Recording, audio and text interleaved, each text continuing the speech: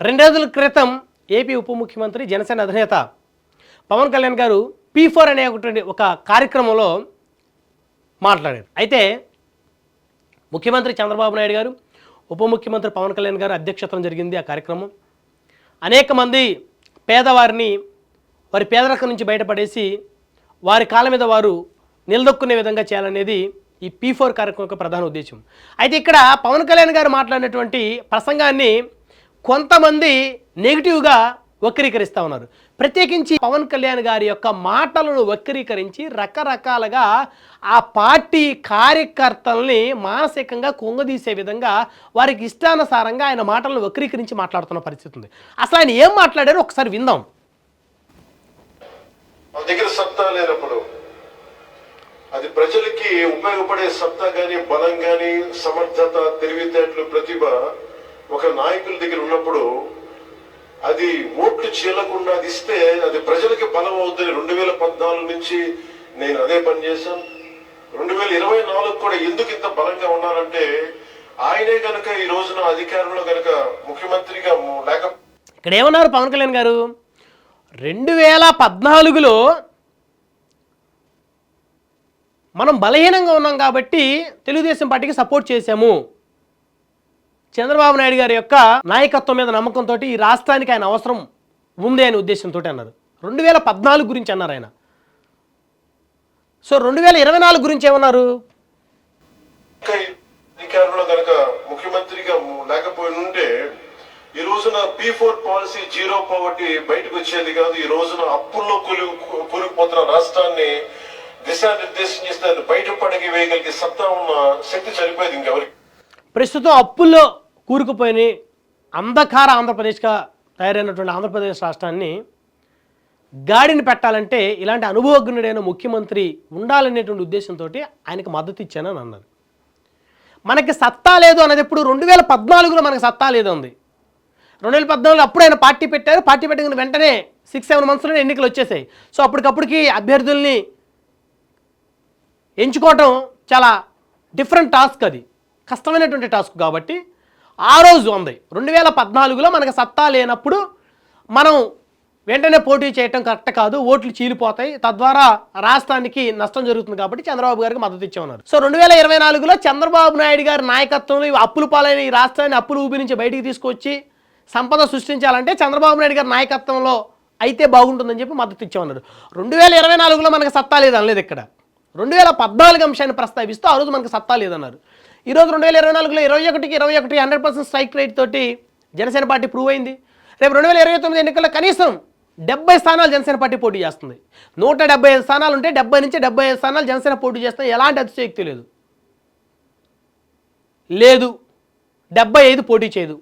100కు 100% 50 స్థానాలు పోటీ చేస్తుంది. 50కి 50 స్థానాలు గెలిచేటువంటి ఆలోచనతోటి పోటీ చేస్తుంది. అంటే ఇక్కడ ఒకటి క్లియర్గా అర్థం చేసుకోవాలండి. జనసేన పార్టీలో ఉన్న జన సైనికులు కొంతమంది పవన్ కళ్యాణ్ గారు మాట్లాడే మాటలు, కొంతమంది ఈ మాటలు కొంతమంది నిరుత్సాహపడి ఉండొచ్చు. కానీ ఇప్పుడున్న రాజకీయాల్లో అత్యంత ఆర్థికంగా బలమైన వ్యక్తులే అసెంబ్లీకి వెళ్తున్న పరిస్థితి ఉంది. గ్రౌండ్ లెవెల్ అంత ఈజీగా ఓట్లు పట్టడం లేదు. 2019లో పవన్ కళ్యాణ్ గారు సొంతంగా పోటీ చేస్తే దాదాపు 19 లక్షల ఓట్లు వచ్చినాయి. రూపాయి డబ్బులు పంచకుండా 19 లక్షల ఓట్లు వచ్చినటువంటి ఏకైక పార్టీ జనసేన. కానీ గెలుపుకు ఉపయోగపడలేదు. కాబట్టి పార్టీని మెల్లమెల్లగా డెవలప్ చేసుకుంటూ వెళ్ళాలనే ఉద్దేశంతో ఆయన ముందడుగు వేస్తూ ఉన్నారు. సో కాబట్టి తెలుగుదేశంతో జనసేన పార్టీని వైఎస్ఆర్ కాంగ్రెస్ పార్టీతో పోల్చుకోకూడదు. ఆర్థికంగా ఒక వైఎస్ఆర్ కాంగ్రెస్ పార్టీలో ఎమ్మెల్యేగా పోటీ చేసిన అభ్యర్థి 500 కోట్ల మినిమం ఉంటాడు. జనరల్ కేటగిరీ, ఓసీ కేటగిరీలో పోటీ చేసిన అభ్యర్థి 500 నుంచి 1000 కోట్ల పైనే ఉంటాడు. కానీ మన జనసేన పార్టీలో 21 స్థానాల్లో పోటీ చేసిన అభ్యర్థులు 100 కోట్ల ఆస్తి పరులు చాలా తక్కువ ఉన్నారండి. ఒక 2-3 ఉన్నారు. ఎవరో 100 కోట్ల పైన ఆస్తి ఉన్న వాళ్ళు, 1000 కోట్ల ఉన్న వాళ్ళు ఎవరు లేరు. 21 మంది జనసేన పార్టీ అభ్యర్థుల్లో 1000 కోట్ల ఆస్తి ఉన్న వాళ్ళు ఎవరూ లేరు. ఇక పార్లమెంట్ స్థానాలకు వస్తే వల్లభనేని బాలశౌరి గారు, అదేవిధంగా టీటైం ఉదయ్ గారు. మా అయితే ఉదయ్ గారు ఒక 200-300 కోట్ల రూపాయల ఆస్తి పరురేమో, అంతకుమించి ఏమి ఉండదు. బాలశౌరి గారు అంటే గతంలో అనేక సందర్భాల్లో ఎంపీగా పనిచేశారు కాబట్టి వ్యాపారవేత్త. ఆయన ఎప్పటి నుంచో ఉన్నారు. ఆయన స్వతహాగా వ్యాపారవేత్త, ఆర్థికంగా నిలదొక్కున్నారు కాబట్టి ఆయనకుంటే ఉండొచ్చు ఒక 500 కోట్లు 1000 కోట్లు. ఎంపీలు తీసేస్తే ఎమ్మెల్యేలు 21 మంది ఎమ్మెల్యేలో ఎవ్వరు కూడా 1000 కోట్లు ఉన్నటువంటి వాళ్ళు లేరు. కానీ తెలుగుదేశంలో ఉన్నారు. 40% 1000 కోట్ల రూపాయల ఆస్తిపరులు తెలుగుదేశంలో ఉన్నారు. అది వైటా బ్లాక్ అనేది పక్కన పెడితే 70% 1000 కోట్ల రూపాయల డబ్బు ఉన్న వాళ్ళు వైఎస్ఆర్ కాంగ్రెస్ పార్టీలో ఉన్నారు. కానీ జనసేన పార్టీ పరిస్థితి అది కాదు. కాబట్టి ఇక్కడ జన సైనికులకు కాస్త ఆలోచించాల్సినటువంటి అవసరం ఉంది. ప్రతిదానికి ఖర్చు అవుతుంది. ఈరోజు ఒక నాయకుడు ఒక సభ ఏర్పాటు చేయాలంటే ఖర్చు అవుతుంది. కానీ ఇంకా లక్కీగా జనసేన పార్టీకి ₹1 ఖర్చు లేకుండా లక్షలాది మంది జనం పవన్ కళ్యాణ్ గారు పిలుపుతో వచ్చేస్తారు ఇక్కడ. సో కాబట్టి వ్యత్యాసం అనేది చాలా important. So end of the day ఫైనల్గా బూత్ దగ్గరికి వెళ్ళేసరికి గెలిచే పరిస్థితి దాకా వెళ్ళాలి అంటే కొంత డబ్బు అవసరం అవుతుంది. ఆ కార్యకర్తల యొక్క బాధలు తీర్చాలి, కష్టాలు తీర్చాలి, వారికి అండగా నిలబడటానికి, వారికి ఏదైనా ఆసరా కల్పించడానికి, వారి వెనక మరి ఎలక్షన్లు అప్పుడు ఒక 2-3 నెలలు తిరిగితే వారికి 3 పూట్ల భోజనం పెట్టాలి, వారికి వెహికల్ ఇవ్వాలి, వారికి అకామిడేషన్ ఇవ్వాలి. దీనికి కొంత ఖర్చు అవుతుంది, ఫ్రీగా ఏది రాదు. సో ఆ పరిస్థితి జనసేనకి చాలా తక్కువ ఉంది. సో కాబట్టి ఆ రోజు 2014లో ఆ పరిస్థితి కూడా లేదు కాబట్టి ఆ రోజు ఆ సత్తా లేదన్నారు. కానీ 2024 కాదు. సో దీన్ని బ్లూ మీడియా వక్రీకరిస్తూ ఉంది. మా దగ్గర సత్తా లేదంటున్నారని. సత్తా లేకపోతే 21 ఎట్లా గెలుస్తారు? రేపొద్దున ఖచ్చితంగా భవిష్యత్తులో మరికొన్ని సీట్లు ఎలా పోటీ చేయాలనుకుంటారు? వేరే పార్టీ నుంచి నియోజకవర్గాలకు ఎందుకు తెచ్చుకున్నారు? ఒక కిలార్ రోషి గారిని ఎందుకు తెచ్చారు? ఒక సామినేని ఉదయభాన్ గారిని ఎందుకు తెచ్చారు? ఒక బాలినేని శ్రీనివాసరెడ్డి గారిని ఎందుకు తెచ్చారు? ఒక పెండెం దొరబాబు గారిని ఎందుకు తెచ్చారు?